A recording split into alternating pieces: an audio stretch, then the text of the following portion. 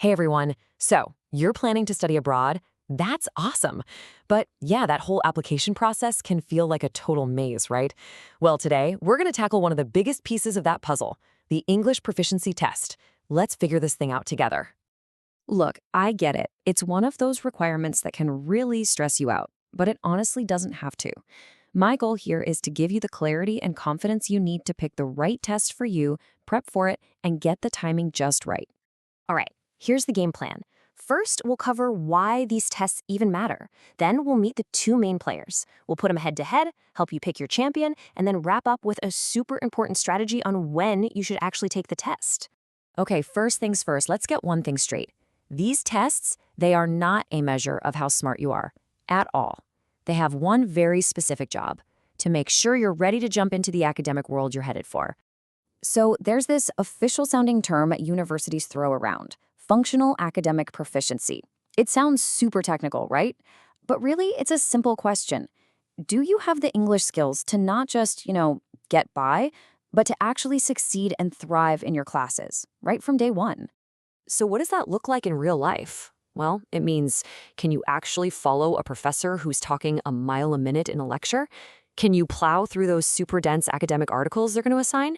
Can you write an essay and get your ideas across clearly? And, can you jump into a class discussion? That's it. That's what they're looking for. And I think this is the perfect way to think about it. Seriously, don't see this as some huge wall designed to stop you.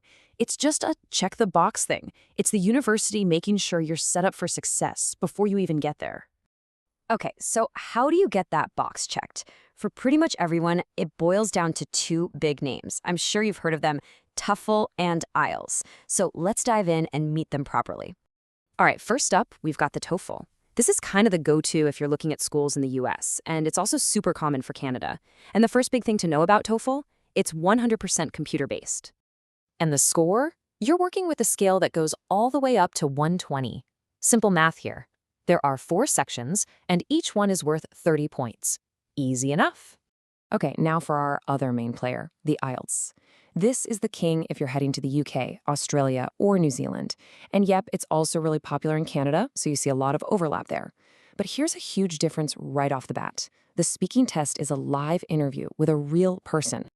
The scoring for IELTS is totally different. They use what's called a band system, from 0 to 9. Now, most schools are looking for something like a 6.0 or higher. But listen, here's the most important tip I can give you.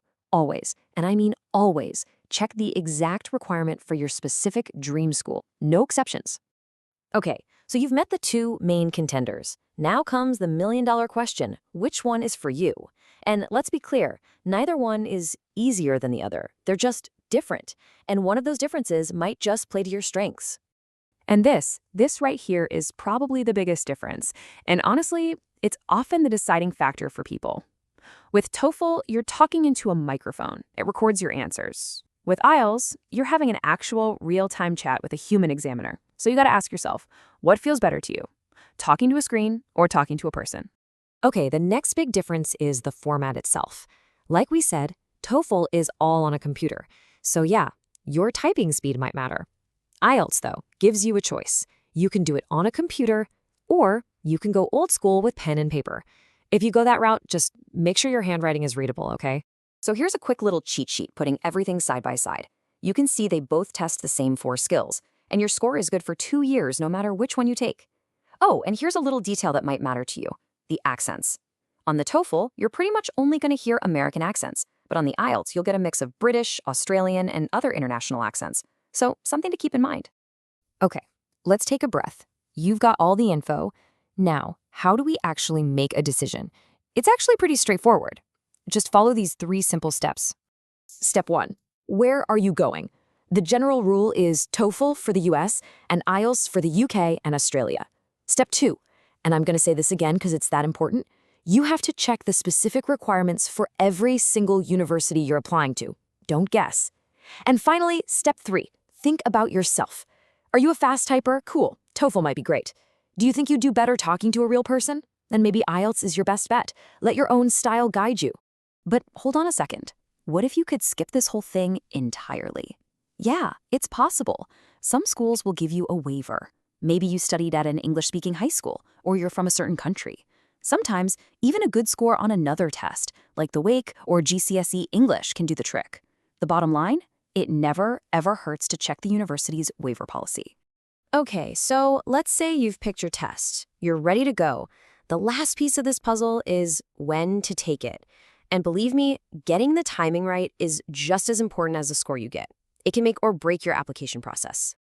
So here's the magic number you need to remember, 8 to 10 weeks. That's how far in advance of your first deadline you should plan to take your test. Yeah, that might sound like a lot of time, but there's a really good reason for it. Let me show you why.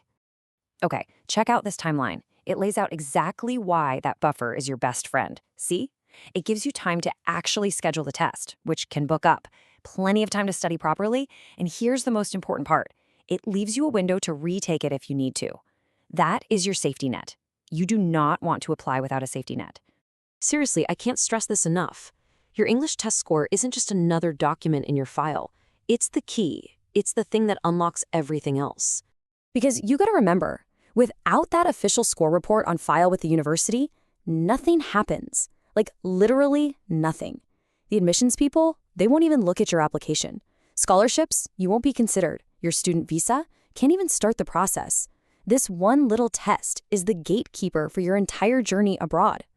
So there you have it, the whole picture. You know what these tests are for, how the two big ones are different, and you have a solid game plan for picking one and scheduling it. So the only question left is which one is the right fit for your journey. And now you've got everything you need to answer that. Good luck out there.